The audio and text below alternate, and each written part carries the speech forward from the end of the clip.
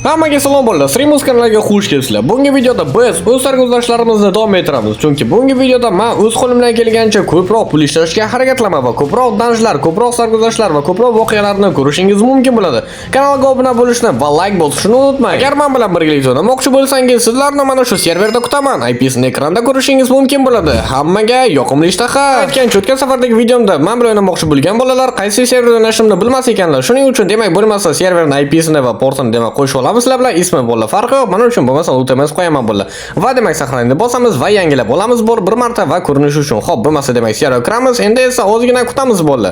Ozgina kutanimizdan so'ng demak serverga kirish kerak bo'ladi va ko'p kishidan bu yerda resurs pak so'raydi. Keyinchalik esa bu yerda demak ikkita narx paydo bo'ladi. Klassik narx va light narx bo'ladi. Men demak light o'ynayman va birinchi number 1 serverda o'ynayman. Bu all server deb ataladi. Mana shu serverdan men doim o'ynayman bo'la. Mana demak hammasi yozilgan. Serverda bo'la kompyuterdan ham, telefondan ham, konsoldan ham kirsa bo'ladi. Va hech qanaqa demak to'siq yo'q. Xo'p, mana serverga kiramiz va ozgina yana sabr qilamiz bo'la. Bizni demak kerakli serverga o'tkazadi va mana qarabsizki, biz demak spawnda paydo bo'lamiz bo'la. Yangi kirganlar uchun parol so'raydi. Parollarni yozasizlar, bir marta terasizlar va sizlar serverda xohlagancha o'ynashlaringiz mumkin bo'ladi. O'ylaymanki, unisini o'zlaringiz uddalaysizlar. Agar savollar bo'lsa, bemalol kommentariyada kutaman. Ertasi kuni serverga kirishimiz bilan ozgina pul to'plash maqsadida izumrudlarni kovladik va bu yerda bir qancha demak qimmatbaho toshlarni topdik. Ozgina ko'proq pul ishlash maqsadida izumrudlarimni hammasini birlashtirib o'zimga bitta izumrudni blok yasadim va uni sotishga harakat qildim va uni demak narxlarini tekshirish uchun demak o'zimga demak AXX yozaman va u qo'limdagi narsani tekshirib beradi va ko'raylikchi qancha ekan. Demak bitta izumrudni blok 30 k ekan. Shuning uchun bo'lmasa uni biz arzonroqqa sotishimiz kerak bo'ladi. Hozirchalik bo'lmasa men o'z demak blokimni ozgina qimmat sotaman chunki hozirchalik menga juda ham pul muhim emas. Tapada sayr qilib yurgan paytimda oldimda ikkita portalni ko'rib qoldim va bularni sotish to'g'risida ozgina o'ylab topdim chunki serverda to'g'risi aytsam hozirchalik obsidianlar juda ham kam. Shuning uchun demak hamma obsidianlarni borlarini sindirib chiqdim va ularni ko'proq qilishga harakat qildim.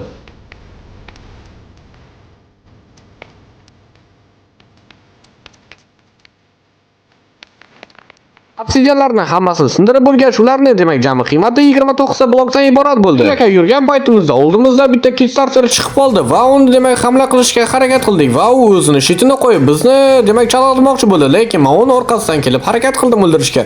Lekin u baribir o'zini shiti bilan bizni to'sishga harakat qildi va unda ozgina kam qoldi va xafa qoldi va bizni o'ldirishga muvaffaq bo'ldik. Lekin men bir narsani sezib qoldim. Keyinchalik esa obsidian narxlariga qiziqib, ular narxlarini birin-ketin ko'rib chiqdim va ular narxlari 10 ming, 70 ming, 500 ming, ba'zilar 100 ming.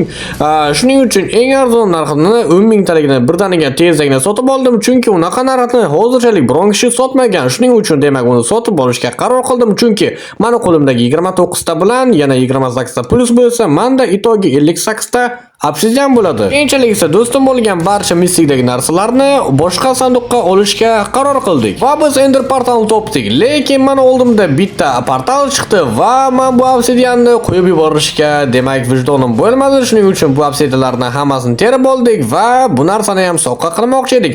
Va menda yana 9 ta demak obsidian qo'shildi. Va menga do'stim demak Oko mana bunaqa ko'zlarni tashadi va buni biz hozir demak o'zimizga yana ham ko'proq pul ishlash maqsadida biz o'zimizga hozir Ender sanduqlarini taxlab olamiz chunki ular orqali biz demak ko'proq pul ishlashimiz mumkin bo'ladi. Va yo'l ekan men yana demak bularning narxlarini ham ko'rib chiqdim. Obsidianlarni oddiy komanda bilan AXX yozasizlar va ular narxlarini ko'rishingiz mumkin bo'ladi. Hozirchalik narxlar o'zgarmagan, oddiy holda turibdi. Oldimda versak yo'qligi uchun shu uchun craft komandasini yozib o'zimga bo'lmasa 7 ta hozir Ender sunduq yasab olaman va bularni hozir sizlar bilan birin-ketin auksionda sotamiz va ko'ramiz qancha bundan pul ishlashimiz mumkin bo'ladi. Sanduqlarning narxlarini bir tekshirib chiqdim va ular narxlari 50 ming, 40 ming, 30 ming edi. Shuning uchun o'rtacha miqdorda 35 ming tani tanlab oldim va barcha qo'limdagi Ender sunduqlarni hammasini mana shu narxda sotib chiqdim.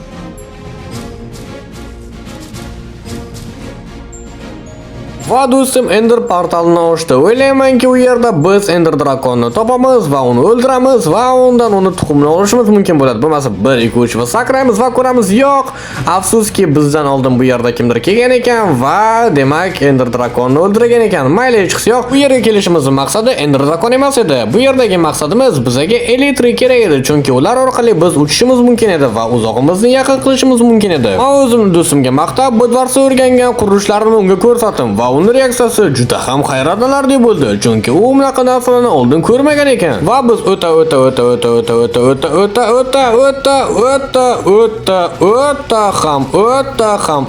ko'p yurib, va nihoyat bir makonni topib oldik va bu yerda xoruslarni sindirib olib, ulardan ozgina pul ishlashga ham harakat qildik. Qo'limdagi xoruslarni arzonroqqa sotib olishlar uchun ularni 9000 ta tangaga sotib yordim. To'g'risi aytsam 9000 ta tangaga xoruslar juda ham arzon deb o'ylayman, chunki men 64 ta xorusni shunchaki berib yuboryapman. Va bizni alangali mistik kutyapti. Bu yerda bolalar bizni alangali jang kutyapti desam ham bo'ladi, chunki bu yerda hozirchalik lekin toperlarni ko'rmayapman. Bizda eslashda olmozli narsalar bor va bizga o'ylaymanki qanaqadir bo'lsa ham olmozli yoki nezaritdagi bolalar bizga hujum qiladi yoki biz hozir demak qanaqadir ko'rinmas odamlar bor ekan. Demak necha sekunddan keyin 494 sekunddan keyin ochlar ekan. Hali demak erta yo'q. Men bilmasdan bola lavaga tushib ketdim. O'ylaymanki endi o'lmayman bolalar. Endi bironta yo'l topib endi tirik qolishimiz kerak bo'ladi. Hech bo'lmaganda oltin demak bunaqa olmachi yesam agar o'zimni xipalarimni ko'paytirishim mumkin bo'ladi, lekin hozirchalik menda ishim yo'q. Yo, do'stim menda demak jonimni qutqarib qoldi bolalar va menga demak regeneratsiya bunaqa ichimlik berdi bola va men jonimni tezligini ko'paytirib oldim. Orqamdan bir kishi hujum qilgan paytda uni ko'rmadim, lekin men lavaga yiqilib tushib narsalarimni yitirdim. Do'stim meni qaytib yana mistikga paydo qildim va bu yerda 20 sekunddan keyin yana sanduq ochilar ekan. Shu uchun demak menda 20 sekundcha vaqt bor, lekin meni oldimda qanaqadir nezaritdagi bola bor ekan. Shu uchun ehtiyot bo'lish kerak. Lekin u ko'rmas bolalarni topib uni o'ldirdi, lekin va meni ham topib o'ldirdi. Bizda taslim bo'lish yo'q va meni u mistika TP qildi va men pastga tushib ketdim bilmasdan. Mayli, hech qilsa, lekin pastda ham qanaqadir sanduq bor ekan. Shu uchun sanduqdagi barcha narsalarni, ko'zim tushgan narsalarni hammasini oldim va bu yerdan qochishga demak tayyorlandim. Agar men topib olsam, baribir bularni ham olishlari mumkin edi. Men yana bir bor mistika TP qilishni so'radim va men mistikda paydo bo'ldim va bu yerda yana qanaqadir nezaritdagi narsalar bor ekan, obsidianlar bor ekan va ko'p narsalarni hammasini demak terib olib, demak qochishga qaror qildim. To'g'risini aytsam, men juda ham ko'p narsa olganim yo'q, lekin bu bo'lmagandan ko'ra bo'lgan yaxshi degan gap bor-u. Do'stim eventda mana bunaqa narsalarni olib olibdi. Juda ham zo'r narsalar olgan deb o'ylayman. Keyinchalik esa auksionda mana bu tuxumni narxini ko'rmoqchi edim. Bu demak ajdarho tuxumi hisoblanadi va u narxi 100 ming, 150 ming, 70 ming, 80 ming, 150 ming, o'rtacha narxi hozirda 150 mingga turadi. Hozirchalik bu tuxumni sotmaymiz, chunki bir necha kundan keyin bu narx oshib ketishi mumkin. Keyin esa Messidan olgan barcha narsalarni hammasini ko'rib chiqdik. Ozgina pulimiz ko'p bo'lgandan so'ng men do'stimga yarim pulimni tashladim va biz u bilan birgalikda kelishgan holda o'zimizga elektr sotib olishga qaror qildik.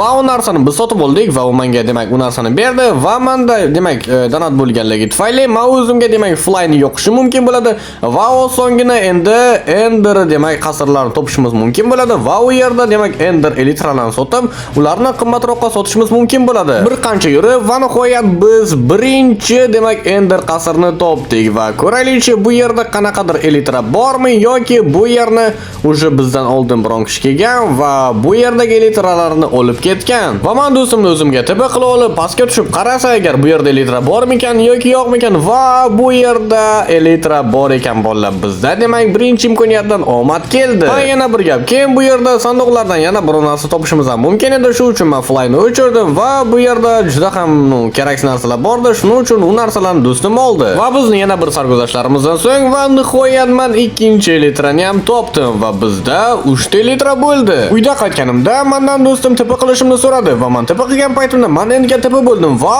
u yerda mana do'stim bitta bolani bazasini topibdi va bu yerda avto trasnik fermasi bor ekan bola va uni sandig'ida har xil keraksiz ba'zi bir narsalar kerakli bor ekan. To'g'risi aytsam bir yaxshi endi boshlang'ich donatsiz o'yinchi bo'lsa kerak deb o'yladik va undagi barcha narsalarni bu yerdan quritdik. O'ylaymanki bizning do'stimiz xafa bo'lmaydi va bu yerdagi barcha narsalarni hammasini sindirib o'z bazamizga yuklaymiz.